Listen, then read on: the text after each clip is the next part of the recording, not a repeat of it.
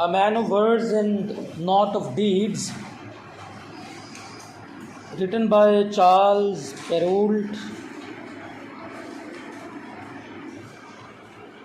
Charles Perrault ने नज़म लिखी और आखिर पे देखें रॉबर्ट सैम्बर ने इसको ट्रांसलेट किया। Originally this poem was written in French language. फ्रांसीसी ज़ुबान में ये नज़म लिखी गई थी।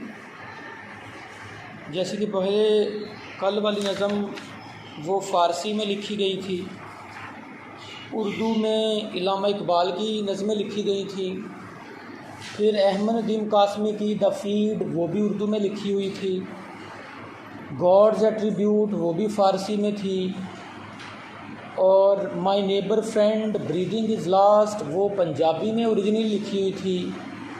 तो इन नज़मों को अगर देखें, पंजाबी की नज़में इंग्लिश में ट्रांसलेटेड हैं, फ़ारसी की नज़में ट्रांसलेटेड हैं, उर्दू की नज़में ट्रांसलेटेड हैं, और अब ये नज़म एक चौथी कैटेगरी की हमारे सामने आई है जो कि फ्रांसीसी ज़ुबान से इंग्लिश में ट्रांसलेटेड है।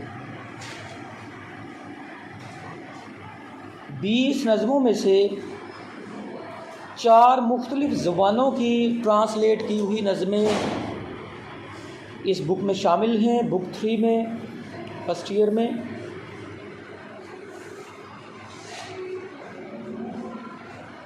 A man of words and not of deeds, एक ऐसा इंसान जो सिर्फ बातें करता रहे लेकिन कोई काम नहीं करता। डीड्स कहते हैं एक्शन को, प्रैक्टिकली वर्क को, काम करना। A man of words and not of deeds। ये दरवाज़ा बंद कर दो और देखना टीचर सामने आ गए। चलें बंद कर दें। इस नज़म का जो एक मैसेज है, जो शायर इसमें बताना चाहता है, वो है that one should not be lazy in one's life. सुस्ती के ख़िलाफ़ और सुस्ती का ज़िंदगी में अंजाम क्या होता है, उस पर्सपेक्टिव में, उस कॉन्टेक्स्ट में लिखी हुई नज़म है। सुस्त इंसान के साथ आखिर में क्या होता है, जो काम नहीं करता वक्त पर, और वो हमेशा पुट ऑफ करता रहता है काम को कि वो कल करेगा, फिर कल करेगा। उसकी ज़िंदगी में वो कल नहीं आती और आखिरकार उसका काम बहुत ज़्यादा इकट्ठा हो जाता है। आप में से कई लोगों पे ये नज़म लग सकती, जो क्लास का काम पूरा नहीं करते जिस दिन का दिया हुआ होता है। A man of words and not of deeds, एक ऐसा शख्स जो सिर्फ वर्ड्स का हो, लफ्ज़ों का हो, बातें करता हो, नॉट ऑफ डीड्स, लेकिन प्रैक्टिकली कुछ ना करे, काम कोई ना करे। वो कैसा है, आगे एक सिमिली क्रिएट की जाएगी। इज़ लाइक, लाइक का लफ्ज़ आ गया तो इंग्लिश में लाइक का लफ्ज़ और इसके साथ एज का लफ्ज़ जब ये आते हैं तो इससे एक तशबीह बनती है।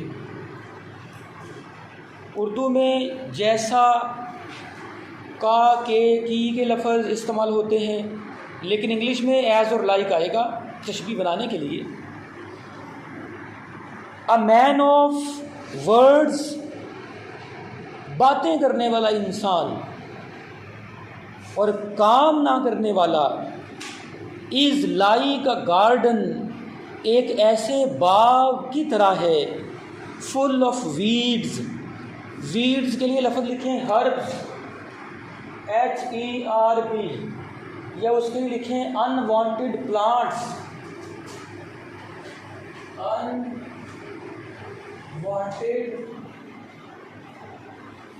अनवांटेड जो बगैर चाहने के ही खुद ही पैदा हो जाए, यानी खुद रो पौधे, खुद ही उगाने वाले, जिनकी ज़रूरत ही कोई नहीं होती। उस शख्स की मिसाल ऐसी है जैसे कोई बाग हो और वो अनवांटेड प्लांट से, बेकार पौधों से, जिसको जिन पौधों को किसी ने उगाने की कोशिश न की गई हो, उनसे भरा हुआ जैसे कोई बाग होता है, वैसे ही वो इंसान है। अब ये बड़ी अजीब सी तशबीह शायर ने क्रिएट कर दी है कि इंसान को तशबीह दी है एक ऐसे बाग से जो बेकार किस्म के पौधों से भरा हुआ है। In order to understand this queer and strange simile, we will have to focus that if a garden is full of unwanted plants and herbs, no one would like to visit that particular garden because it is full of weeds, herbs and unwanted plants. कोई भी शख्स उस बाग में नहीं जाना चाहेगा जिसकी trimming का, जिसकी सफाई का कोई इंतज़ाम नहीं, वहाँ पे बेकार किस्म की झाड़ियाँ उगी हुई हैं, अनवांटेड प्लांट्स हैं। ज़ाहिर है अगर ऐसे प्लांट्स वहाँ पे होंगे तो बाग की खूबसूरती भी मुतासिर होगी, तो उसकी सैर करने के लिए कौन जाएगा। इसी तरह से अगर कोई इंसान सिर्फ बातें ही करता जाएगा, बिल्डिंग कैसल्स, हवा में ख्याली किले बनाता जाएगा, तो लोगों के लिए वो बेकार हो जाएगा। एक दिन आएगा कि उसके तमाम दोस्त उससे जान छुड़ाएंगे। वो इंसान एक ऐसे बाग की तरह है जिसमें shrubs, bushes, unwanted plants, herbs, बेकार किस्म के पौधे वगैरह, जड़ी बूटियाँ, झाड़ियाँ वगैरह उगी हुई हों, तो उस शख्स का दिमाग बेकार बातों से वैसे ही भरा हुआ होगा जैसे बेकार पौधों से कोई बाग भरा हुआ हो और उसकी केयर करने वाला, उसको साफ़ रखने वाला कोई गार्डनर, कोई माली मौजूद ना हो। बहुत तफसील से पहली 2 लाइनें वजाहत कर दी हैं, सबको ये समझ आनी चाहिए। डीड्स और वीड्स इसकी ये राइम स्कीम है। ए अगली लाइन देखें, and when the weeds begin to grow, when the weeds begin to grow, और जब वो अनवांटेड प्लांट्स, श्रब्स, झाड़ियाँ, SHRUBS, श्रब्स, झाड़ियाँ, जब वो weeds, shrubs begin to grow, और बढ़ना शुरू हो जाते हैं, उनमें और इजाफा शुरू हो जाता है। जैसे कि किसी इंसान का दिमाग पहले ही फजूल बातों से भरा हुआ हो और उसमें और फजूल बातें आना शुरू हो जाएं। लोग तो पहले ही उससे मिलना पसंद नहीं करते, तो बाद में उससे कौन मिलेगा। And when the weeds begin to grow, और जब श्रब्स, बुशेस, अनवांटेड प्लांट्स और ज़्यादा बढ़ना शुरू हो जाएं, तो इस बाग की हालत क्या होती है। It is like a garden full of snow, तो ये बाग ऐसा बन जाता है जैसे बर्फ़ से भरा हुआ हो। बड़ी अजीब सिमिलीज़ हैं, लेकिन आसानी से इनको देखते हैं ताकि समझ आ जाए। कोई बाग जिसमें सिर्फ झाड़ियाँ हैं और बेकार किस्म के पौधे उगे हुए हैं, वहाँ फिर भी कोई एक आध इंसान, कोई परिंदा नज़र आ सकता है, लेकिन ज़्यादा नहीं होंगे। लेकिन जब ये चीज़ें और बढ़ जाएं, वीड्स और बढ़ जाएं, फजूल बातें और बढ़ जाएं, तो फिर वो बाग ऐसा लगेगा जैसे बर्फ़ से भरा हुआ है। अब वहाँ पे कोई नहीं जाएगा, अब लोग उस बाग को विज़िट करना बंद कर देंगे, परिंदे वहाँ पे आना बंद कर देंगे। Is like a garden full of snow, ऐसा बाग जो बर्फ़ से भरा हुआ है। And when the snow begins to fall, और जब बर्फ़ गिरना शुरू हो जाती है, व्हेन इट स्टार्ट्स हेलिंग और स्नोफॉल, जब बर्फ़बारी शुरू हो जाती है, it is like a bird upon the wall, तो उस शख्स की मिसाल ऐसी बनती है जैसे किसी दीवार पर कोई बैठा हुआ परिंदा है। पॉइंट टू बी क्लियर कि जब बर्फ़बारी होती है, इवन कि जब बारिश होती है, तो परिंदे जहाँ जहाँ बैठे हैं वो वहीं पर बैठे रहते हैं, क्योंकि बारिश में या बर्फ़बारी में परिंदा उड़ नहीं सकता, वो उड़कर अपनी मंजिल तक नहीं पहुंच सकता, क्योंकि बर्फ़बारी हो रही है।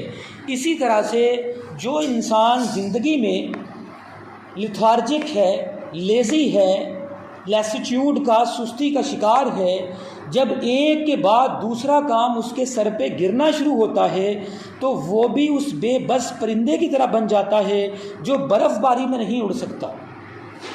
और वो शख्स जो काम नहीं करता और एक के बाद दूसरा काम इकट्ठा होता जाता है, जब सारे काम उसके सर पे आ जाते हैं तो फिर वो कोई काम नहीं कर पाता। फिर डिस्ट्रक्शन, डिफीट और पैसिमिज़म, मायूसियाँ उसका मुकद्दर बन जाती हैं। Bird upon the wall, it means मुश्किलात ही मुश्किलात इंसान के सर पे आ जाती हैं।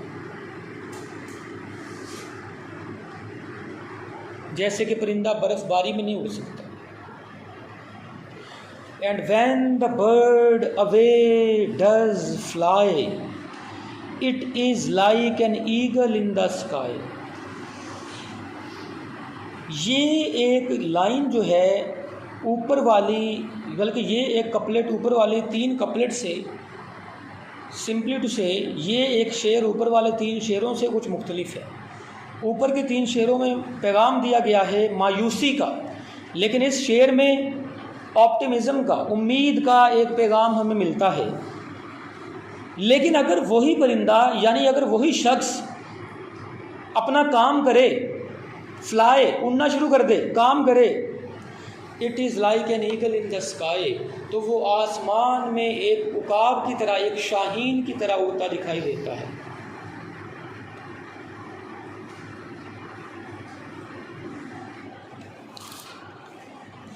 नहीं तेरा नशीमन कसरे सुल्तानी के गुंबद पर, तो शाही है बसेरा कर पहाड़ों की चट्टानों पर।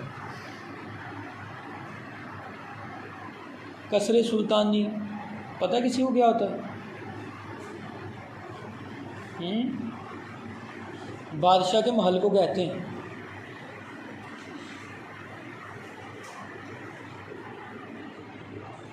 And when the sky begins to roar, it is like a lion at the door. Sky again, here is a metaphor, a symbol for problems, मसाइल के लिए, परेशानियों के लिए एक अलामती लफ्ज़ है। और जब आसमान गरजना शुरू करता है, जब मुसीबतें आपके सर पे आ पड़ती हैं, रोर, शेर की तरह वो धाड़ती हैं, it's like a line at the door, तो इंसान ऐसे ही ज़िंदगी के मसाइल से खौफज़दा होता है जैसे कि उसे लग रहा हो दरवाज़े पर खड़ा कोई शेर धाड़ रहा है और वो किसी भी वक्त कमरे में आकर उसकी ज़िंदगी को ख़त्म कर देगा। And when the door begins to crack, और जब दरवाज़ा टूटना शुरू होता है, मतलब कि इंसान की ज़िंदगी में मुसीबतें दाखिल होना शुरू होती हैं और उनका कोई हल नहीं है, कोई सल्यूशन नहीं, फिर क्या होता है? It's like a stick cross your back, तो ऐसा लगता है जैसे कोई इंसान की कमर पर कोड़े मार रहा हो या छड़ी से उसको मार रहा हो। And when your back begin to smart, and when your back begins to feel pain, और जब इंसान की कमर में दर्द शुरू होता है, it's like a penknife in your heart, तो ऐसा लगता है जैसे कोई आपके दिल में पेन नाइफ, छोटा सा चाकू प्रिक कर रहा हो। And when your heart begins to bleed, और जब इंसान के दिल से खून बहना शुरू हो जाए, मतलब कि जब आप मुकम्मल तौर पे शिकस्त का सामना आपको नज़र आ रहा हो, you are dead and dead and dead indeed, देखें लास्ट लाइन में एक तो 3 मरतबा लफ्ज़ डेड इस्तेमाल हुआ, इसको अंडरलाइन करें, और फिर लफ्ज़ इंडीड इस्तेमाल हो गया। डेड डेड डेड, मर गए, फिर तुम मर गए और मर गए। इंडीड का मतलब होता है नो डाउट, कोई शक नहीं। जब 3 मरतबा डेड का लफ्ज़ इस्तेमाल कर दिया तो वही स्ट्रेस काफ़ी थी, लेकिन पोएट ने अगेन इंडीड का लफ्ज़ इस्तेमाल कर दिया कि फिर तो आप वाकई ही मर चुके हैं।